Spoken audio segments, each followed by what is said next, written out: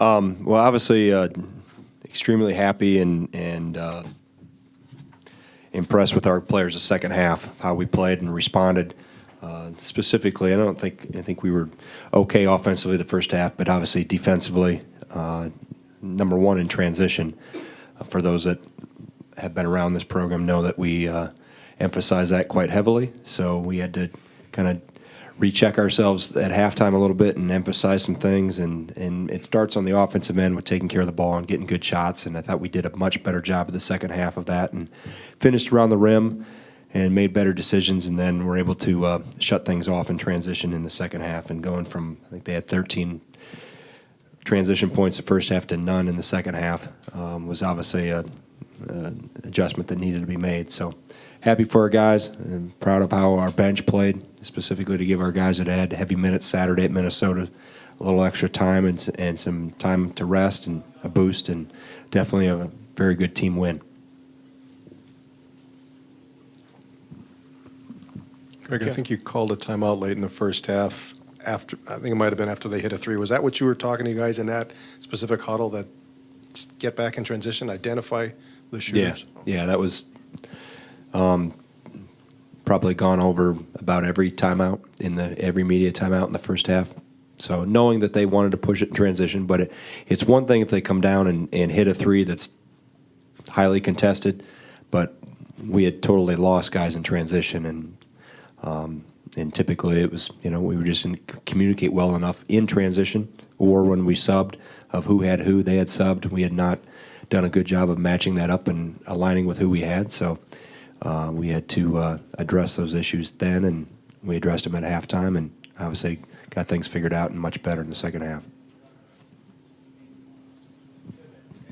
You mentioned the bench. What do you think Khalil gave you in the second half, whether it's numbers or energy or defense? Well, I think both. I mean, numbers obviously jump off, but there's a debate going on in the locker room whether it was the dunk that got him going or the dive on the floor. I said it was the dive on the floor because I thought that was a great, even though it was after the dunk. I mean, that energized him and energized us, and those are the things he can do. I mean, he athletically can create a lot of havoc defensively.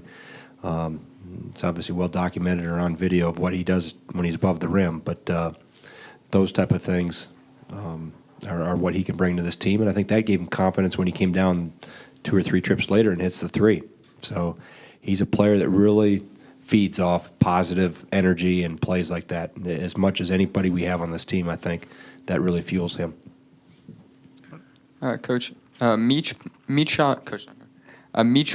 was 1 of 6 from the field tonight, but he seemed to compete pretty much every possession down on the defensive end. How do you think he performed tonight? What do you take away from his performance? Well, you look at 1 for 6, but I look at 4 assists, no turnovers, and how he was able to. Sometimes when a player, specifically a young player, is trying to find their groove a little bit offensively and find their way, they normally go through ups and downs. That's par for the course. Every freshman we've had that's played early and goes through that. But him getting to the free throw line in the second half was big, to be able to go there and watch the ball go in. And then obviously he did a very good job of taking care of the ball. When you can play against that, extended pressure a little bit and make good decisions, I thought he did a pretty good job of helping us. It helped us rest Bronson a little bit more and Showalter and on down the line. So that's the contributions we like to have from those guys. Jim. Greg Vito used the word "go off" to describe what was said at halftime. Were you more animated than usual? What was the? He said. Who did? Vito said "go off." I went off. He didn't say that specifically, but I'm just curious if you were a little more animated. But you just didn't look happy much of the first half. I mean, did you? You're right. I wasn't happy much in the first half. So specifically with what we talked about with the transition thing. So we just identified.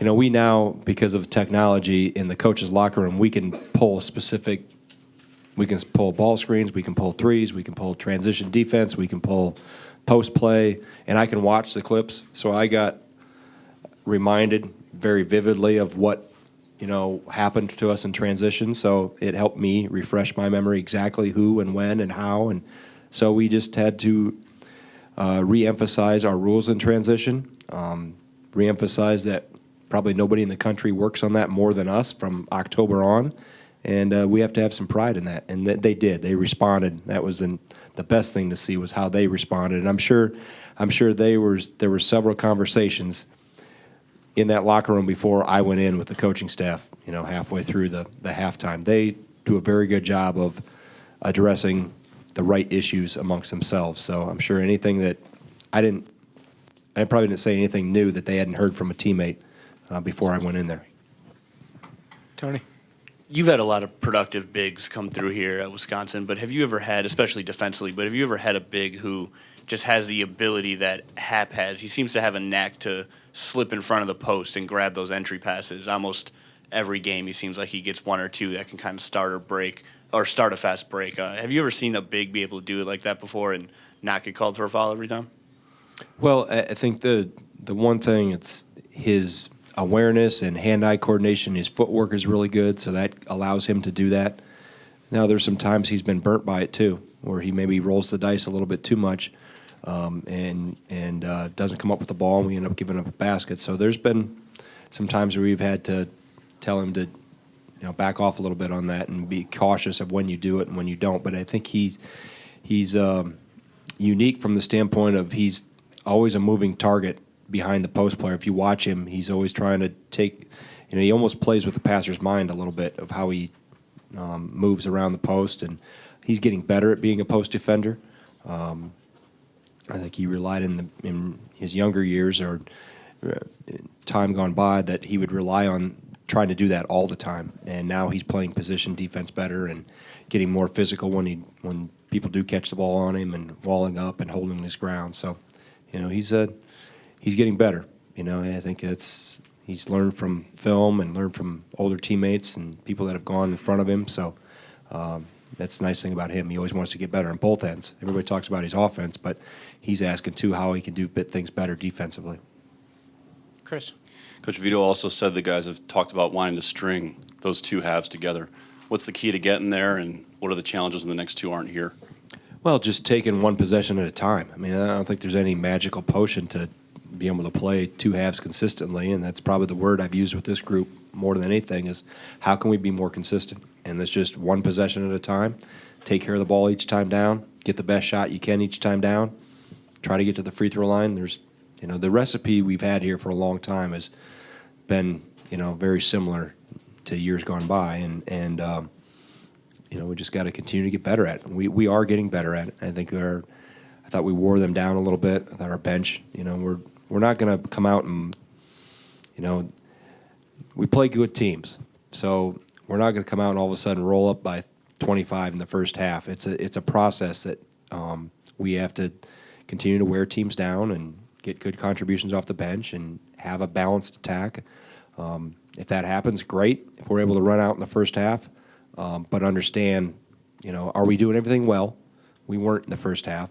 We collected ourselves and played much better in the second half, and we just got to continue to be more consistent with that. But we don't get caught up in we don't play to the scoreboard. I guess that's what I should say, and we talk about that a lot. Play the game the right way. Play every possession as well as possible. Then usually the scoreboard takes care of itself. Jeff? Greg, Bronson has talked about finding the right time to, I don't want to say take games over, but become more assertive offensively, but within the structure of the offense.